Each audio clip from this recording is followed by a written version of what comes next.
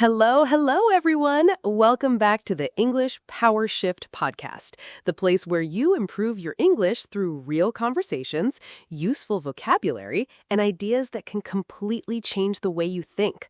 I'm Emma. And I'm Adam. It's great to have you here again. Whether you're listening while driving, walking, studying, or secretly pretending to work. Adam, What?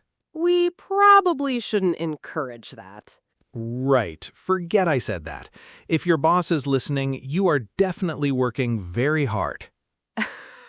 Nice recovery. I try my best.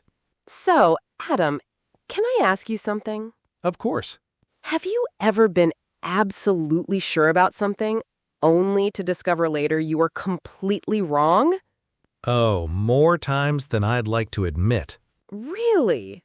Absolutely. One time I spent 20 minutes looking for my glasses before realizing they were on my face. Please tell me you're joking. I wish I were. It gets worse. I actually asked someone to help me find them. That poor person must have been so confused. They just looked at me, pointed at my face, and said, "Adam." Okay, that's impressive. Thank you. It's probably not the kind of achievement I wanted, but I'll take it.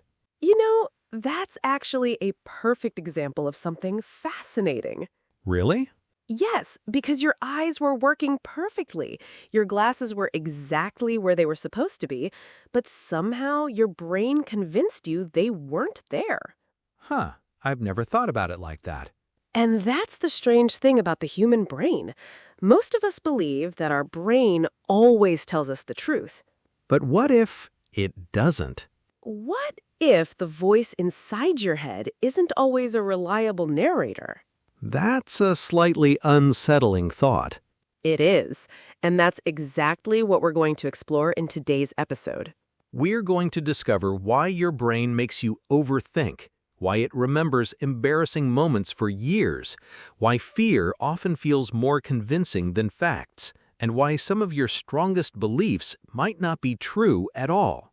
Along the way, you'll learn useful English vocabulary, natural expressions, and real conversational English you can use every day. And before we get started with today's episode, we'd like to say something important. This podcast is mainly designed for B1 and B2 English learners, but if you're still below that level, you're more than welcome to join us. You might not understand everything today, and that's perfectly okay. Every episode is another step forward. And if you're already an advanced English learner, don't go anywhere. This conversation can still help you build more natural vocabulary, improve your listening skills, and notice how native speakers express ideas. So, whatever your level is, we're really glad you're here. So, grab a coffee, find a comfortable place, and get ready because today's conversation might completely change the way you understand your own mind. Let's find out why your brain might be lying to you. Let's get started. So, Adam, let's start with a question that sounds simple, but actually isn't.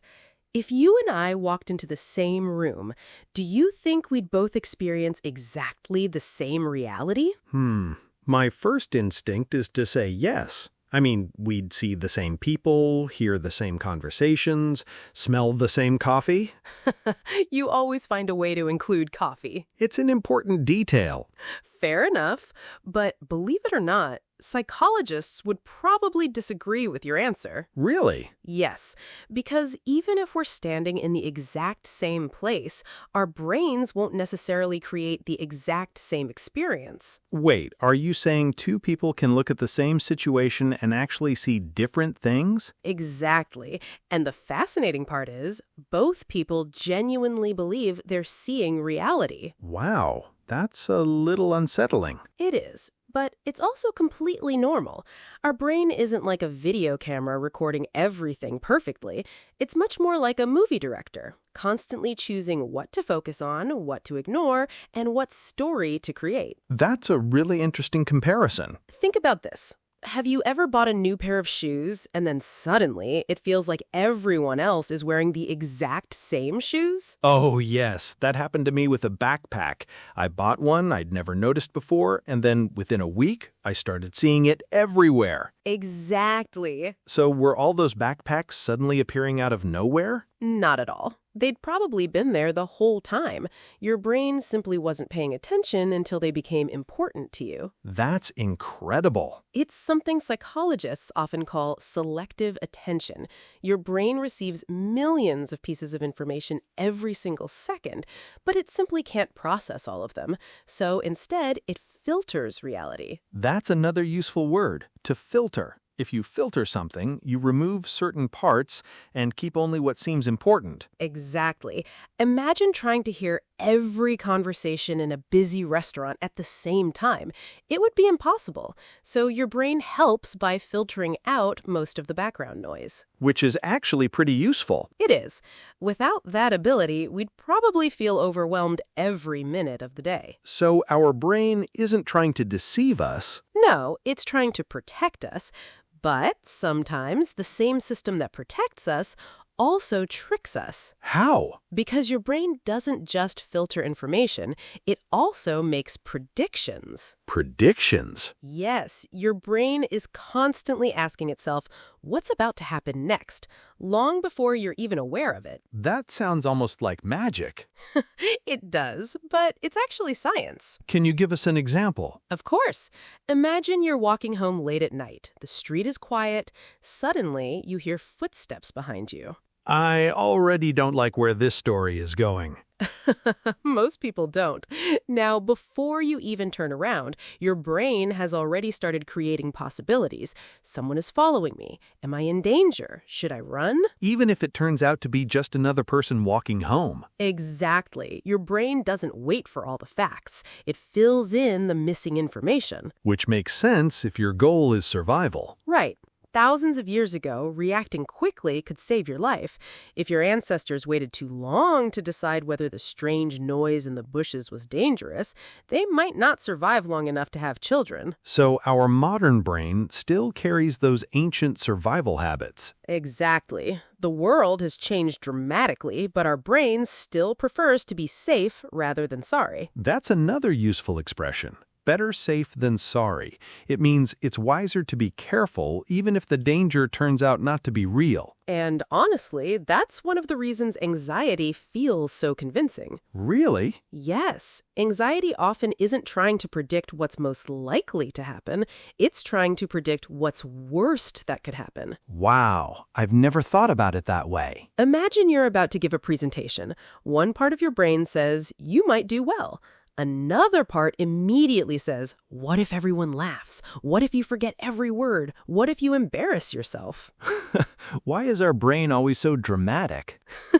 That's actually a great question, because from your brain's perspective, preparing for danger has always been more important than expecting success. So even when nothing bad is happening, our brain sometimes behaves as if danger is just around the corner. Exactly. And here's something even more surprising.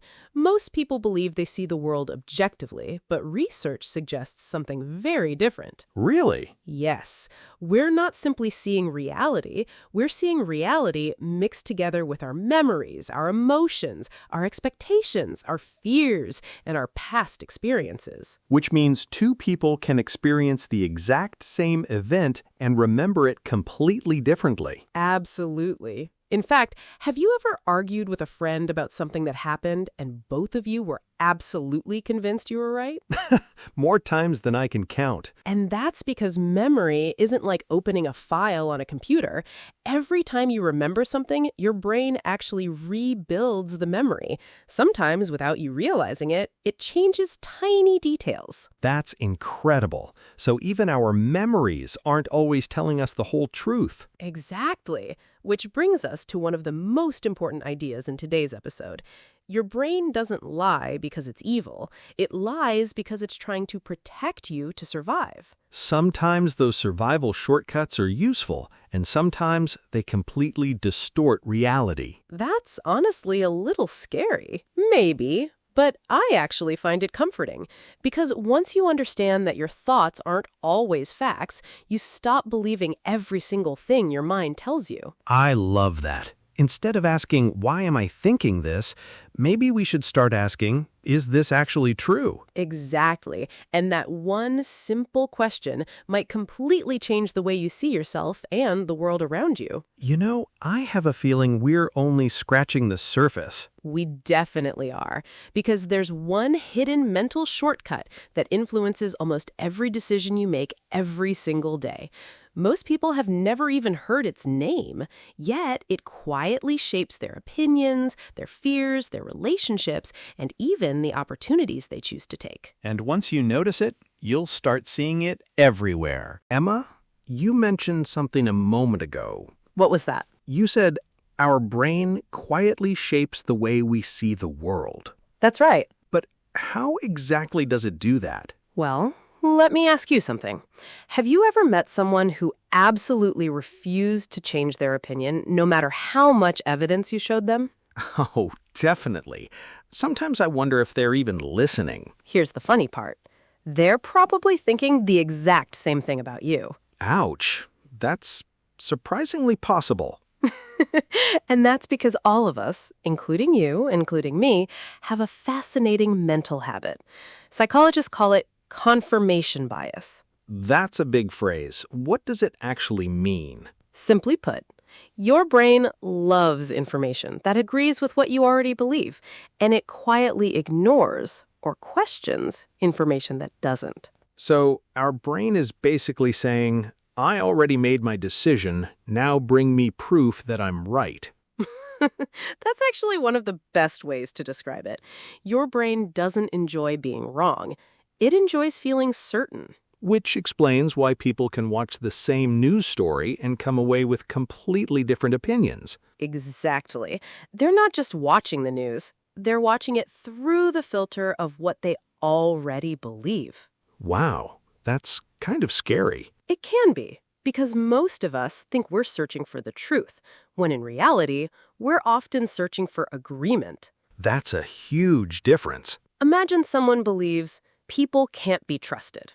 Every time someone disappoints them, their brain immediately says, "See, I told you." But what about all the kind people they meet? Their brain pays much less attention to them, not because they don't exist, but because they don't fit the story. So our brain becomes like a detective who only collects evidence for one side of the case. Exactly. And here's something amazing. This doesn't just happen with big opinions.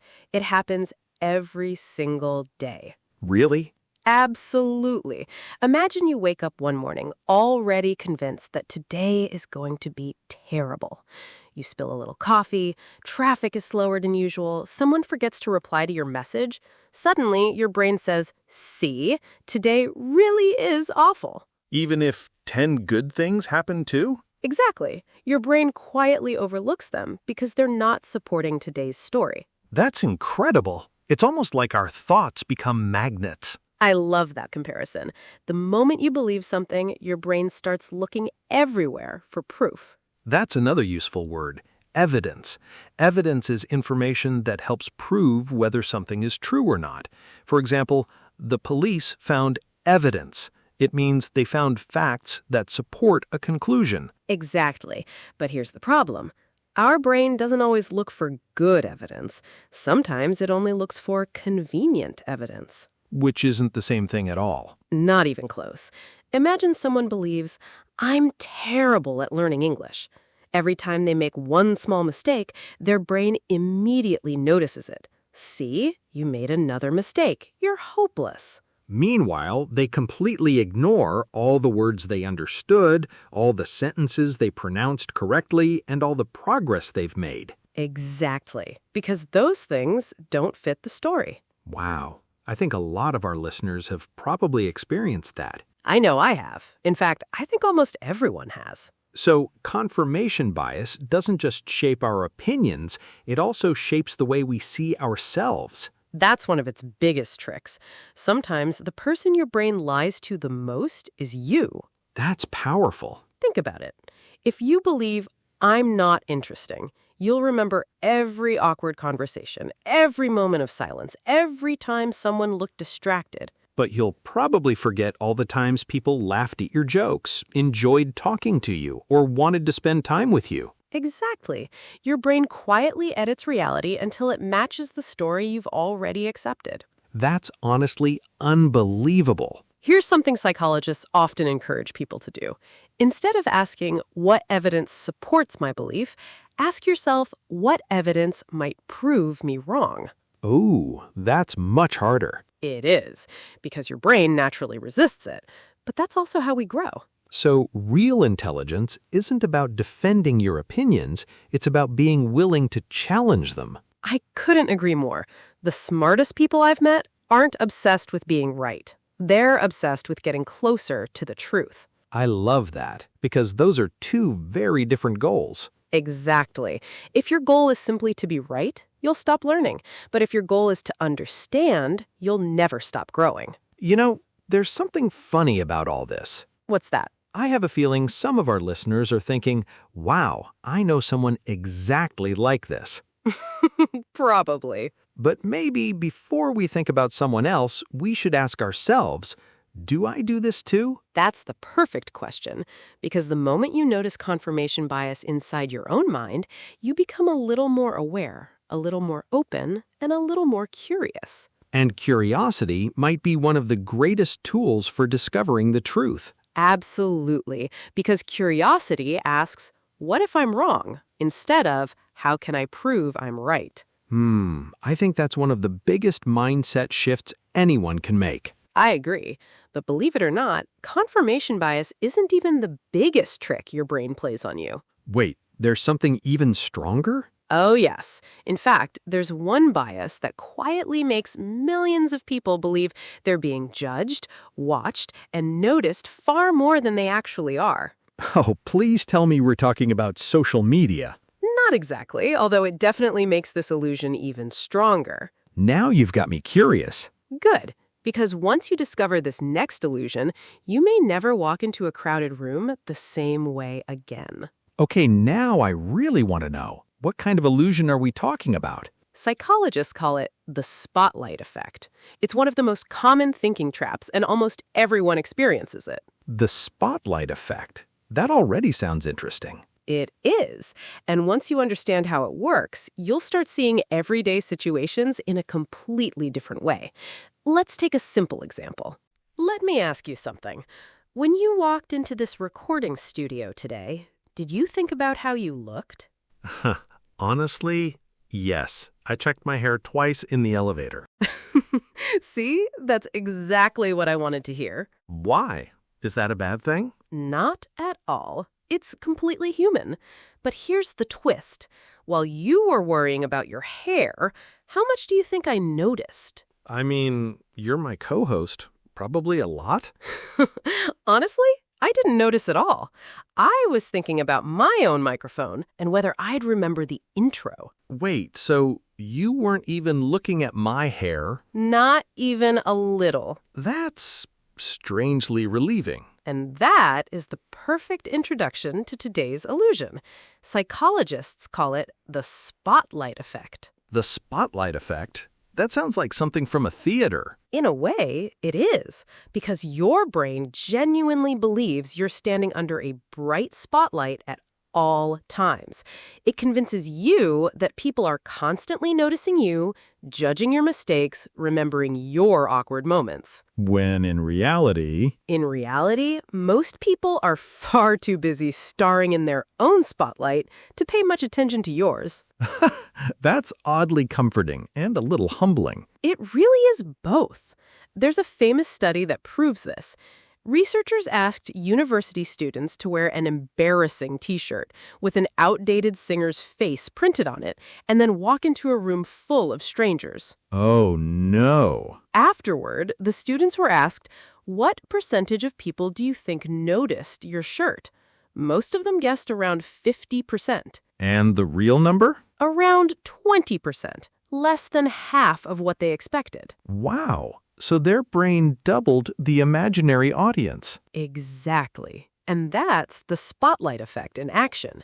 Your brain exaggerates how much attention you're actually receiving. That's another useful word, to exaggerate. If you exaggerate something, you make it seem bigger or more important than it really is. For example, he exaggerated the story to make it more exciting. Perfect example. And think about how much this affects our daily lives. Have you ever tripped in public and felt like the entire street turned to look at you? Constantly. Last month, I tripped on absolutely nothing in front of a coffee shop, and I was convinced everyone inside had seen it. And how many people do you think actually saw it? Looking back, probably one person, maybe. That's the spotlight effect.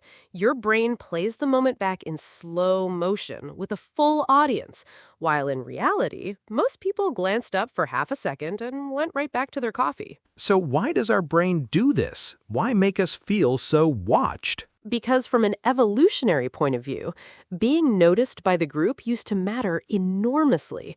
Thousands of years ago, your survival depended on being accepted by your tribe. Being rejected could genuinely be dangerous. So our brain still behaves as if being embarrassed in front of others could threaten our survival. Exactly. Even though today, nobody's life depends on whether they said something awkward at a dinner party. Tell that to my brain at 3 in the morning. Oh, I know that feeling. Lying awake, replaying a conversation from 5 years ago. And suddenly cringing over something nobody else even remembers. That's another great word, to cringe. If you cringe, you feel a sudden wave of embarrassment, often about something in the past. For example, I cringe every time I remember that email. I cringe just thinking about examples for that word. Fair enough.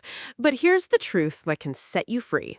That person you're so afraid you embarrassed in front of, they're probably not thinking about it at all. Because they're too busy worrying about their own spotlight. Exactly. Everyone is the main character of their own story, which means nobody has much energy left to be the audience of yours. That might be one of the most freeing thoughts I've heard in a long time. It genuinely is.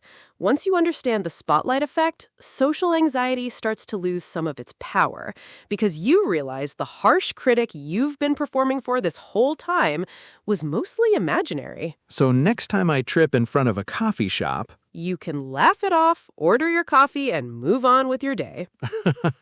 I like that plan. Now, let's talk about something else your brain does that seems almost unfair. Uh-oh. What is it this time? Have you ever noticed how one piece of criticism can stay in your memory for years while 10 compliments disappear within a day? Painfully, yes. Someone once told me my presentation was a bit long over 3 years ago, and I still think about it sometimes. Meanwhile, how many compliments have you received since then? Probably plenty. I honestly can't remember most of them. That's called negativity bias.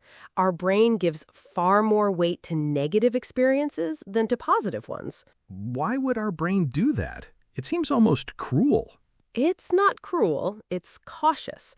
Remember, your brain's main job is survival, and historically, a threat ignored could cost you your life, while a compliment ignored cost you nothing. So it's safer for the brain to overreact to danger than to underreact. Exactly. Which means criticism, failure, rejection, embarrassment all get stored deep in memory, labeled as important, while praise often gets filed away and forgotten. That explains so much. I can remember an embarrassing thing I said in school 15 years ago, but I couldn't tell you what I had for lunch yesterday. That's negativity bias, perfectly summarized. So what can we actually do about it? One simple habit really helps.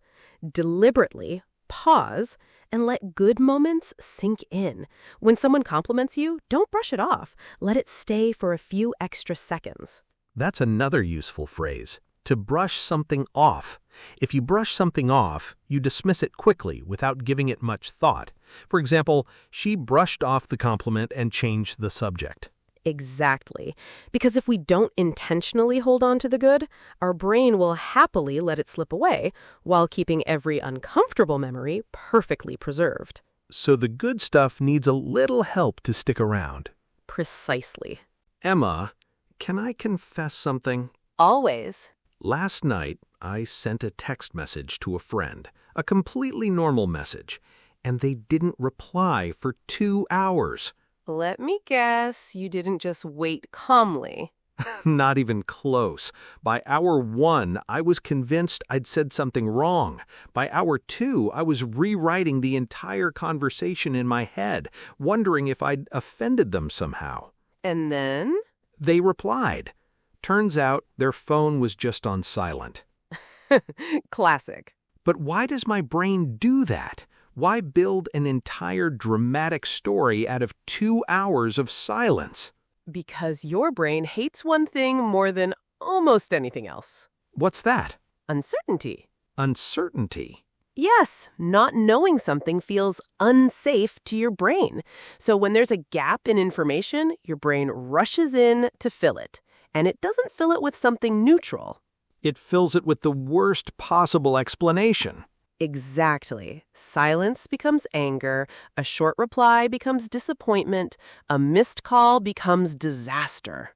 So overthinking is really just our brain trying to solve uncertainty as fast as possible? Precisely. Your brain would rather give you a bad answer immediately than sit with the discomfort of not knowing. That's another useful phrase, to sit with something. If you sit with a feeling or a situation, you allow yourself to experience it without rushing to fix it or escape it. For example, instead of panicking, try to sit with the uncertainty for a moment. Exactly. And overthinking is really the opposite of that. It's your brain refusing to sit still, constantly searching, rehearsing, predicting. So what actually helps when we catch ourselves overthinking? One simple trick. Ask yourself, what's the most likely explanation? Not the scariest one, the most likely one. In my case, the most likely explanation was simply a phone on silent. Exactly. Not betrayal, not secret anger, just life happening. It's funny how obvious that sounds now, and how impossible it felt at 2 a.m. That's because overthinking rarely happens in a calm, clear-headed state. It happens when we're tired, stressed, or alone with our thoughts late at night. So maybe the real lesson is, don't trust every thought your brain hands you, especially at 2 a.m.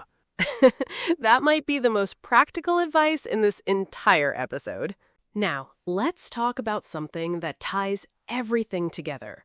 Why does fear often feel more real than actual evidence? What do you mean exactly? Well, imagine someone is terrified of flying. You can show them statistics. You can explain that flying is one of the safest ways to travel. Facts, numbers, research. And yet? And yet, the fear often doesn't disappear. Why do you think that happens? Maybe because fear isn't really about logic in the first place. Exactly. Fear speaks a completely different language than facts do. Facts live in the thinking part of your brain. Fear lives somewhere much older, much faster, much more instinctive. So it's like trying to argue with someone who isn't even using the same words. That's a brilliant way to put it. Your rational brain can calmly say, statistically, this is very safe. But the older, more instinctive part of your brain doesn't care about statistics. It only asks one question.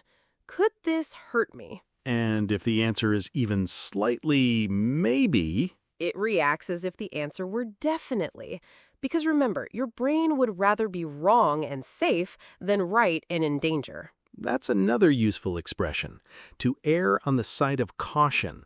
It means when you're unsure, you choose the safer option even if it might not be necessary.